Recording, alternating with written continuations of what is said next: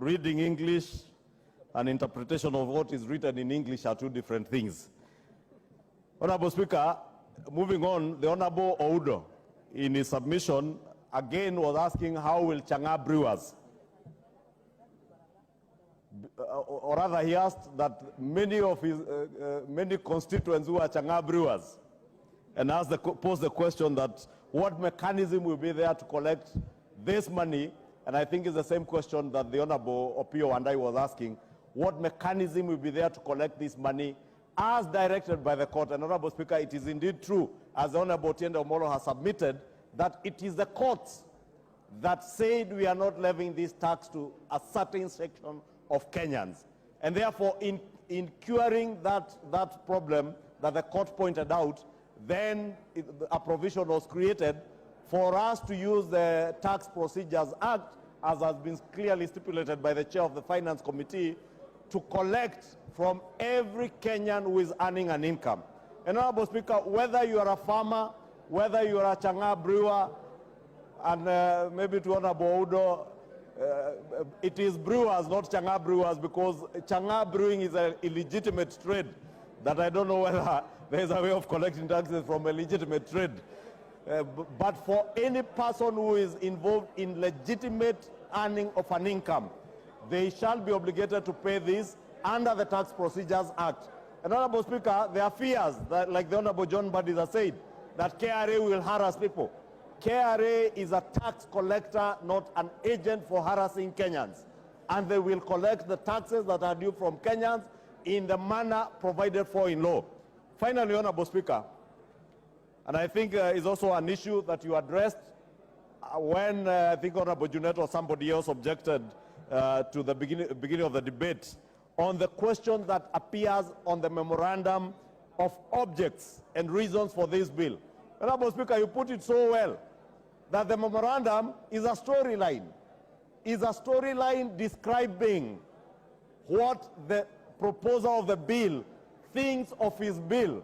And at the point we formulated this bill as a proposer, it was my thinking that it will not affect county governments because it was a money bill that was designed to collect taxes, Honorable Speaker. But I have since been informed and guided even by the Speaker when the two speakers consulted and agreed that this bill does concern counties. Honorable Speaker, I am certain if and when this House dispenses with this bill, it will certainly be on its way to the Senate, and I have been in consultations with the leader of majority in the Senate. They are indeed waiting for this bill in the Senate. Order majority. Yes, Honorable Kajwang. Mr. Speaker, the majority leader raises a very interesting issue, which we need to investigate as a House on how bills are done and are published. Mr. Speaker, if a bill is styled to be a bill not concerning counties, and thereafter the proposer discovers that indeed it concerns counties, should this bill be printed afresh and published? Should it be debated in the manner in which it appears to be? This raises a legitimate... Mr. Speaker, Order, I'll cut you there. The matter you are raising was actually raised here by your leader, the minority leader, and he prosecuted it very effectively, and the chair ruled on it. One, that the Speaker of the House and the Speaker of the Senate are satisfied and concur that this is a bill concerning counties. Two, that whatever is in the memorandum is something that will not find itself in the body of the law when you pass it. Three, that at committee stage you can amend anything including the memorandum to expunge any offending words that tend to indicate either impliedly or expressly that the bill does not concern counties, because it does. And it was all agreed by both sides that this bill concerns counties, and from here it will go to the Senate. So if you had been here when Wandai was contributing, you wouldn't have raised that point of order. Thank you, Honorable Speaker. I was hoping, Honorable Speaker, you would tell the Honorable TJ, give him the same response you gave to the Honorable Nyikal, that he's also suffering from being absent from the House. Yes. Because that is a matter that was indeed canvassed, and you made a very reasoned ruling on the matter. And indeed, as I was indicating in conclusion, Honorable Speaker, this memorandum, as the Speaker directed, if anybody desires to amend the memorandum or my storyline of what the bill is about, you are at liberty to amend it when this bill comes for third reading. With those very many remarks, Honorable Speaker, allow me, Honorable Speaker, maybe, Honorable Speaker, in conclusion, Article 38, Clause 38, Honorable Speaker, and the Honorable Engineer Mwengi also spoke to the issue of the contributions, voluntary savings. And to an extent, he confused the voluntary savings to voluntary contributions into the fund. And the voluntary savings referred to under Clause 38 refer to savings towards contributing a deposit.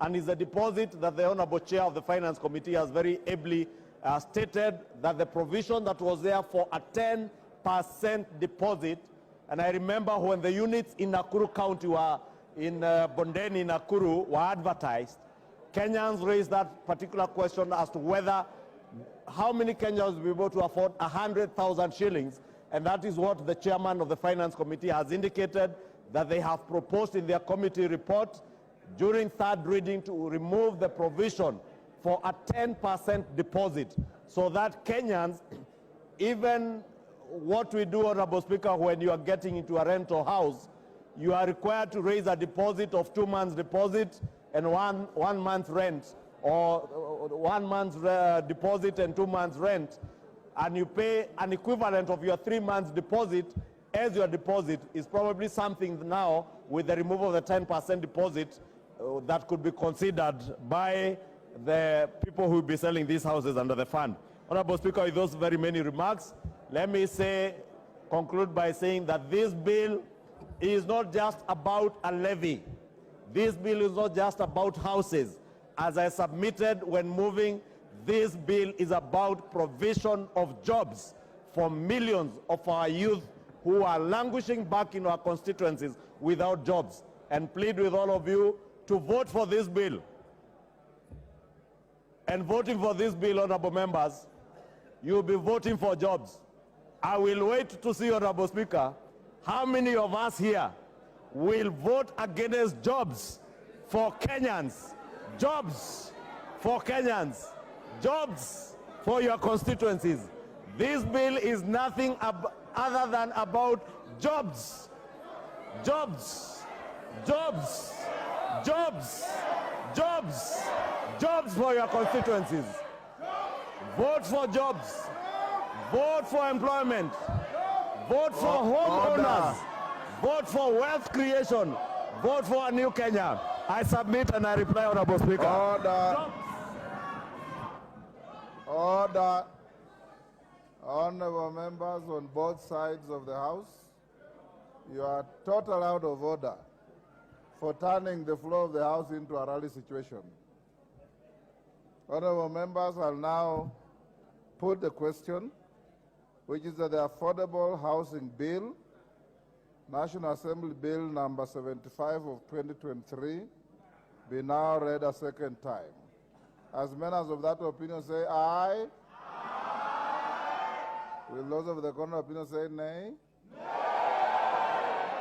The ayes have it.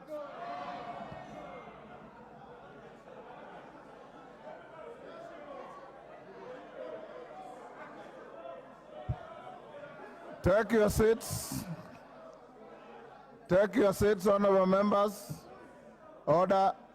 You have order, honorable members. Take your seats. You have the requisite number.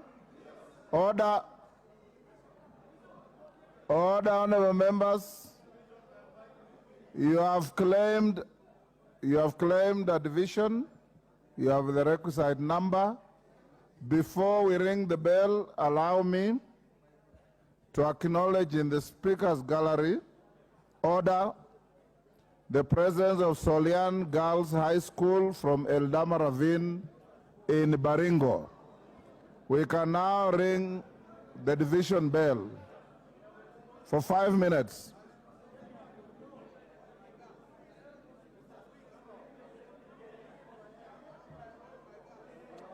We are on division, we can't. Order, honorable members. The division bell will be rung for 5 minutes.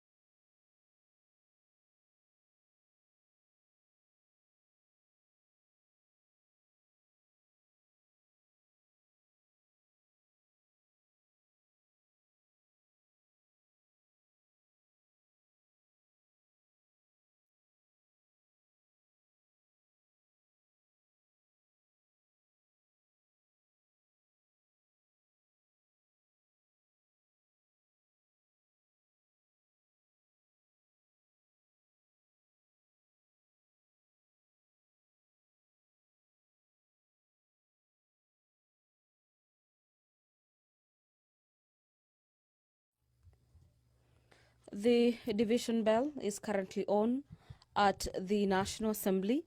This division bell has been ordered by the Speaker of the National Assembly, Honorable Moses Wetangula, for the House to take account of members in support of